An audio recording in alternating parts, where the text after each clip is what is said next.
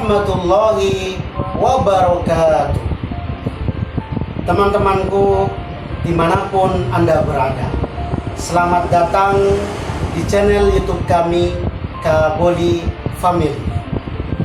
Teman-teman, pada kesempatan ini kami akan ngobrol santai atau bincang-bincang mengenai pernikahan kami. Tentunya ada beberapa pertanyaan yang akan kami saling lontarkan. Saya juga akan bertanya kepada istri saya juga akan bertanya kepada saya. Oke, langsung saja kepada pertanyaan saya kepada istri saya. Pertanyaan yang pertama. Aku dulu bertanya kepada istri saya, ya. Saya dulu bertanya kepada istri saya. Oke. Pertanyaan pertama, istriku, bagaimana perasaanmu menikah dengan orang NTT, Nusa Tenggara Timur, Kabupaten Alor? Perasaannya sangat bahagia karena dulu aku pernah istilahnya pernah berdoa semoga Tuhan nanti memberikan suami dari keluarga, dan alhamdulillah Tuhan mengabulkan dengan datangnya dan dihadirkannya Mas Ridwan Kaboli di kehidupan saya, menjadikan kehidupan aku lebih berwarna, bermakna. Pokoknya harinya Mas dan kehidupan aku adalah anugerah yang sangat indah. Anugerah yang sangat indah. Iya. Oke, pertanyaan kedua. Apa tantangan-tantangan yang kemudian kamu hadapi setelah menikah dengan orang timur? Tantangan, karena kan aku sama Mas beda suku, ya kan, beda budaya, pastinya itu juga mempengaruhi aspek-aspek yang lain dalam kehidupan. Misalnya kayak pola pikir kita juga, ya, beda suku itu juga mempengaruhi pola pikir, ya kan. Terus kebiasaan, cara kehidupan kita, apa yang kebiasaan kita dengan orang normal, misalnya dengan bapak ibu bekerja, itu kan juga mempengaruhi kehidupan kita setelah menikah, ya kan. Terus sama tantangannya itu kayak apa ya, kalau kebiasaan, pola pikir, satu lagi kayak kalau mas itu ya kan suaranya keras, suaranya sangat keras. Jadi awal-awal itu memang menyesuaikan. Kenapa sih tiap hari marah? Padahal sebenarnya mas nggak marah, emang dasarnya suara orang itu keras-keras. Aku yang nggak terbiasa aja. Jadi sekarang aku udah menyesuaikan, jadi udah tidak takut lagi. Dulu awal-awal takut karena aku pikir mas itu marah-marah. Karena sebenarnya mas nggak marah, emang suaranya keras. Oke, ya benar ya. Saya itu kok dikira itu marah.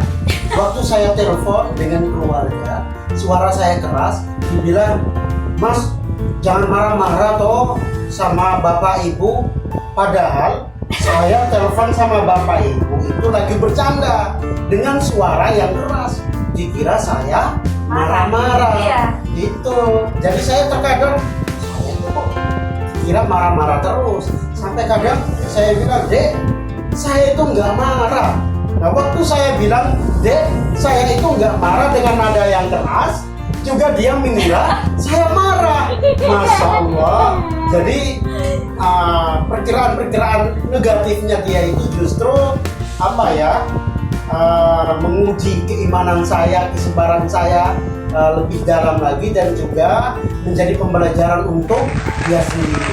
Ternyata saya dan dia itu memang sangat berbeda dalam kebiasaan berbicaranya, nadanya itu juga sangat berbeda. Pertanyaan ketiga, bagaimana perasaanmu setelah menikah? digambarkan secara umum. Coba. Digambarkan secara umum. Oke. Apa perasaanmu? Saat nikah. Iya. Perasaan saat nikah itu sangat menjadikan aku, terutama aku ya, menjadikan aku menjadi sosok yang lebih bertanggung jawab. Artinya tidak bisa, kalau dulu sebelum menikah itu kan apa-apa masih ibu, apa-apa masih ibu. Tapi sekarang setelah menikah dan kita memutuskan untuk tinggal di rumah sendiri tanpa orang tua, tanpa ada keluarga di rumah, jadi kita berdua itu jadi menjadikan aku lebih bertanggung jawab, dan aku lebih mandiri untuk melakukan semua hal, mulai dari semua pokoknya pekerjaan-pekerjaan rumah. Dan aku kan hari ini yang memang setelah menikah tidak bekerja, jadi fokus di rumah. Tapi juga alhamdulillah suami aku juga selalu bantu aku kayak ngepel, nyapu, kayak. Jadi begitu ya teman-teman. Sebagai suami harus membantu istrinya dalam mengerjakan pekerjaan-pekerjaan rumah tangga. Oke. Sekarang giliran Adek bertanya kepada saya. Nah, aku tanya sama Mas, bagaimana perasaan dan tanggapan Mas menikah sama wanita Jogja? Oke. Jadi teman-teman, dulu sebelum saya menikah, saya punya cita-cita yang sangat besar. Dan saya datang ke Yogyakarta, saya punya nazar, punya janji kepada ibu saya. Karena waktu itu ibu saya memberikan tantangan bahwasanya bisa atau tidak engkau pulang dengan membawa sarjana strata 1 S1 dengan sekaligus membawa menantu untuk saya. Kata ibu saya seperti itu. Waktu pas masih S1 dulu ya? Iya, waktu saya masih S1 dulu. Itu masih kuliah. Awal-awal itu ibu saya selalu memberikan tantangan seperti itu. Akhirnya tumbuh semangat bahwasanya saya segera menyelesaikan kuliah saya, dan saya juga harus mendapat seorang istri dari orang Jawa. Dan alhamdulillah saya menikah dengan orang Yogyakarta. Dan perasaan saya adalah sangat-sangat bahagia. Sangat-sangat bahagia mendapat seorang istri dari Jogja. Karena parasnya yang cantik, lemah lembut, dan baik kepada kedua orang tua saya dan keluarga saya. Itu perasaan saya mendapat seorang istri dari Jogja. Oke, apa pertanyaan selanjutnya? Saya jadi tidak sabar untuk menjawab. Gimana? Pertanyaan ini, bagaimana tanggapan keluarga Mas, terutama bapak mama, setelah mendapatkan menantu orang Jawa? Bagaimana tanggapan kedua orang tua saya, ibu bapak saya, dan keluarga saya ketika saya mendapat orang Jawa atau menikah dengan seorang wanita dari Yogyakarta? Tentunya ini saya jujur ya, ibu bapak saya sangat bahagia dan keluarga saya juga turut berbahagia. Saya sangat ingat pada waktu itu memang mama bapak saya itu punya tantangan bagaimana supaya saya itu bisa mendapat orang Jogja. Dan terbukti begitu saya pulang membawa istri saya untuk melaksanakan resepsi pernikahan di Nusa Tenggara Timur, Kabupaten Alor di Baranusa, itu disambut dengan meriah, disambut dengan penuh kebahagiaan oleh keluarga saya, terutama bapak ibu saya. Kami sambut dengan adat istiadat yang ada di sana, dan itu sangat membuat saya terharu karena alhamdulillah istri saya disambut dengan baik. Artinya keluarga saya, ibu bapak saya sangat berbahagia ketika saya mendapat orang Jogja.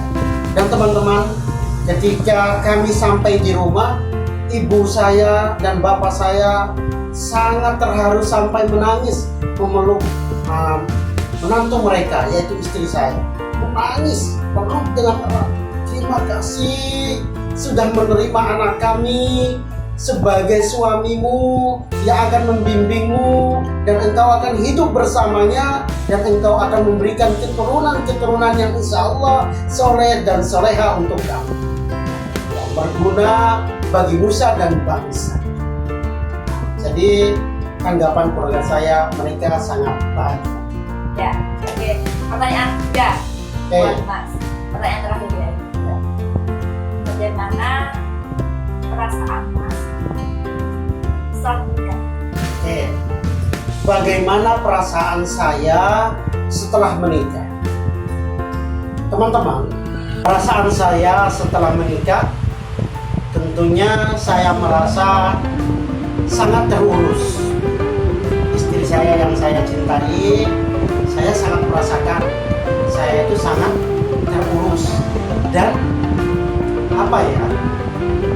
hari-hari saya itu menjadi beda. Hari-hari saya itu menjadi bahagia, sangat bahagia. Bukan karena banyak orang kan? Bukan. Oke, jadi setelah menikah itu memang sangat bahagia. Bukan hanya masalah hubungan biologis saja yang membuat bahagia, tapi ada perasaan lain yang kemudian membuat saya itu bahagia, dan itu sangat bahagia. Kayak saling percaya, kemudian saling menghargai, kemudian rasa kasih sayang, itu yang kemudian membuat saya itu sangat bahagia. Rasa lebih terurus. Lebih terurus lah. Artinya dulu kan Mas itu kan anak rantau jadi ibaratnya tinggal di kos-kosan gitu ya.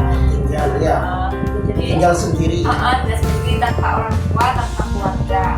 Jadi semuanya mau sendiri, mulai dari makan, baju, pokoknya semuanya dia. Iya. Mau pagi-pagi sarapan ya beli sendiri. Tapi kalau sekarang itu beda. Istri sudah menyiapkan. Teman-temanku, ada satu nasihat untuk teman-teman semua. Ternyata setelah menikah saya sangat merasakan bahwasanya ternyata dalam hal menafkahi istri, keluarga kecil kita setelah menikah, itu ada hal yang kemudian perlu kita merencanakan, ya. Dalam hal menafkahi istri, itu adalah satu hal yang perlu kita rencanakan sebelum menikah. Jadi menikah itu jangan gegabah kalau belum mempersiapkan segala sesuatu setelah menikah, terutama pekerjaan. Dengan pekerjaan itu Anda bisa mendapat atau Anda bisa menafkahi istri dan anakmu kelak. Maka teman-teman yang masih jomblo atau yang belum menikah, persiapkan dari sekarang. Buat teman-teman semuanya, jangan takut kenal atau dekat dengan orang karena orang timur, orang yang baik-baik, ramah-ramah, dan jangan salah menilai. Kalau merasa video ini sangat bermanfaat, silakan di share, di subscribe, komen, dan like. Terima kasih.